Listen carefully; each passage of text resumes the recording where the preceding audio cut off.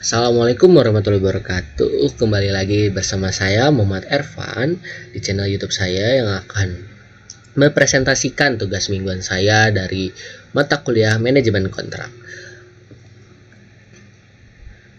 Nah, materi-materi yang akan dijelaskan saat ini, yang pertama adalah pengadaan pekerjaan konstruksi dan jasa konsultasi konstruksi. Yang kedua ada regulasi dan etika pengadaan. Yang ketiga ada tahapan pengadaan konstruksi dan konsultasi. Yang keempat ada metode pemilihan dan sumber pendanaan. Yang kelima ada pengawasan, evaluasi, dan lingkungan. Dan yang terakhir ada studi kasus pengadaan di Indonesia. Oke, kita langsung lanjut aja ya di materi yang akan dijelaskan. Nah, di sini ada menjelaskan pengadaan pekerjaan konstruksi dan jasa konsultasi konstruksi.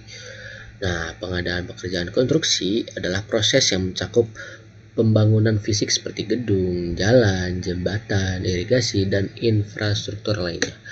Proses ini melibatkan kontraktor yang bertanggung jawab terhadap kualitas, waktu, dan biaya pelaksanaan.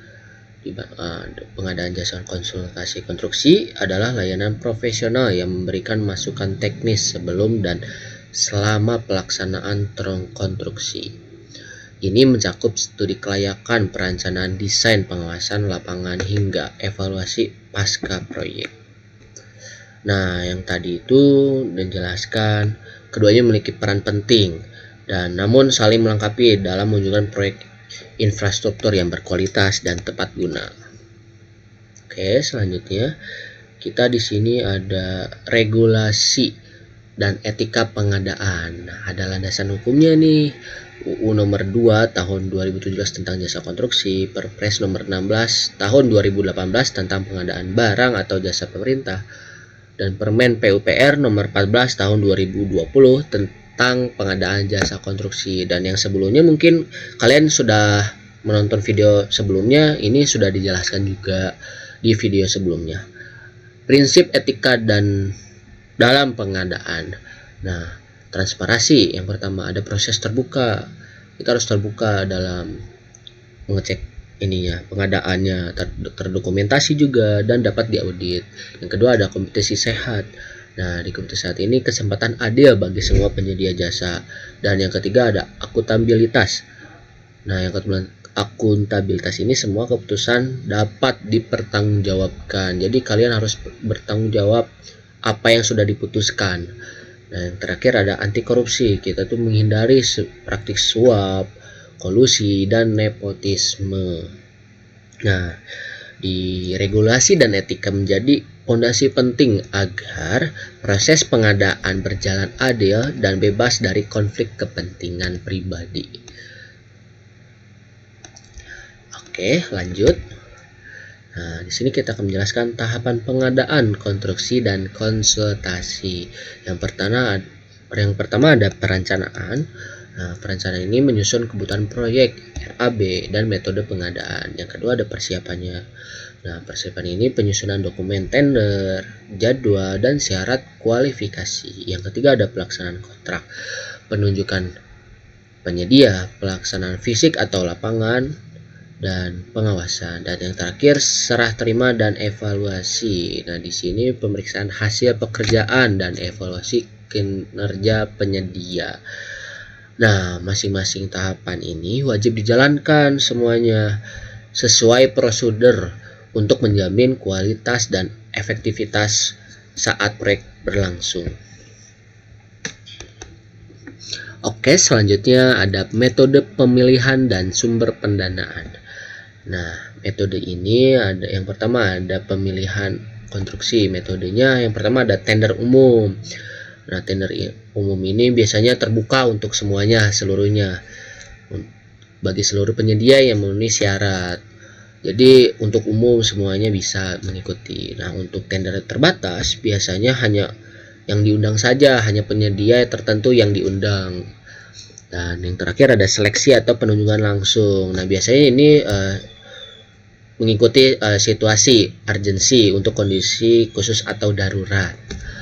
Nah, metode untuk pemilihan konsultasi yang pertama ada seleksi umum atau terbatas. Nah, biasanya berdasarkan kompetensi teknis dan harganya. Kalau untuk yang langsung biasanya untuk nilai rendah atau proyek yang spesifik. Nah, sumber pendanaannya dari APBN dan APBD, lalu KPBU atau PPP, kalau kolaborasi dengan swasta biasanya. Dan yang terakhir ada hibah dan pinjaman internasional dari World Bank dan ADB. Nah, pemilihan metode disesuaikan dengan jenis, kompleksitas, dan urgensi proyeknya. Oke, mungkin kita lanjutkan saja ya di materi selanjutnya, ada pengawasan, evaluasi, dan lingkungan. Nah, di sini jenis pengawasannya ada internal dan eksternal. Untuk yang internal bisa dilakukan oleh unit proyek atau instansi yang terkait saja. Yang untuk yang eksternal biasanya dilakukan oleh BPK, inspektorat, atau auditor independen. Nah, selanjutnya untuk evaluasi kinerja biasanya untuk mengukur kualitas hasil pekerjaan, ketepatan waktu, dan kepatuhan terhadap kontrak. Nah, agar kinerja untuk yang selanjutnya agar lebih baik juga, lebih sesuai kualitasnya juga. Dan yang terakhir ada keberlanjutan dan lingkungan.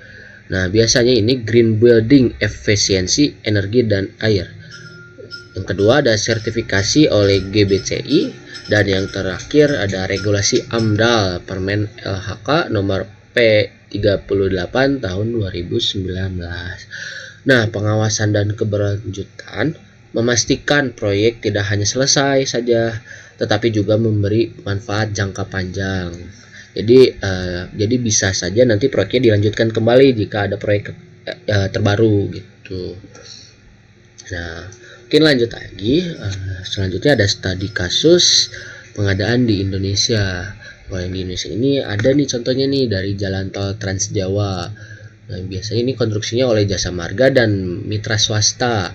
Lalu konsultan melakukan studi kelayakan dan manajemen proyek.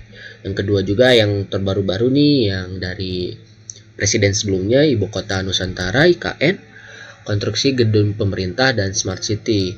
Konsultan merancang dan konsep ramah lingkungan. Dan ini juga enggak baru-baru tahun-tahun presiden sebelumnya Jokowi.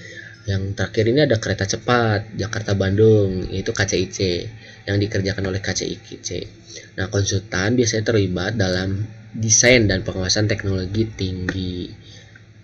Nah, contoh-contoh ini menunjukkan kolaborasi antara perencanaan, pelaksanaan, dan pengawasan yang baik untuk kesuksesan proyeknya. Mungkin untuk cukup sekian dari presentasi saya.